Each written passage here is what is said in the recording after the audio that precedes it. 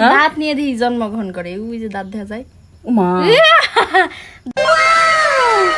Hello everyone, আশা করছি সবাই অনেক ভালো আছেন। আমিও অনেক ভালো আছি। আসেন আজকে আপনাদেরকে আমি আমার খরগোশ দেখাবো। আজকে আমার অনেক আনন্দের দিন, কেন জানেন? আসেন আপনাদেরকে দেখাই। ফাইনালি আমার খরগোশগুলো আমাকে উপহারটা দিয়েই দিল। অনেক দিনের আশায় ছিলাম গাইস, অনেক দিনের আশায় ছিলাম। বাই দ্য ওয়ে, আর কথা না বাড়াই, আসেন দেখি।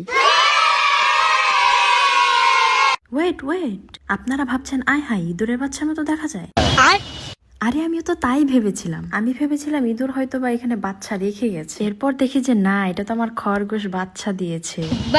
আর আপনারা হয়তো বা এটাও ভাবছেন যে খরগোশরা তো গর্ত করে সেই গর্তের ভেতরে বাচ্চা দেয়, তাহলে এটা কেন উপরে বাচ্চা দিচ্ছে? আসলে এই প্রশ্নের উত্তর আমার কাছেও নেই। পর সেই বাচ্চাগুলোকে আমরা একটা মাটির হাড়ির মধ্যে রাখছিলাম, কারণ বাচ্চাদেরকে একটু এক্সট্রা কেয়ার করতে হবে। বাচ্চাগুলো দেখতে কিন্তু খুবই কিউট ছিল। আর হ্যাঁ, ওরা কিন্তু দাঁত নিয়ে জন্মগ্রহণ করে। এইরকম আর কি কি প্রাণী দাঁত নিয়ে জন্মগ্রহণ করে আপনারা যদি জানেন তাহলে অবশ্যই কমেন্টে বলে যাবেন।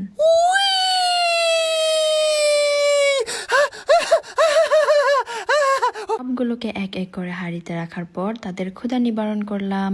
আর আমার এই ভিডিও যদি আপনাদের ভালো লেগে থাকে তাহলে একটা লাইক অথবা একটা কমেন্ট করবেন। আর হ্যাঁ, ফলো দিতে ভুলবেন না। ধন্যবাদ সবাইকে, ভালো থাকবেন।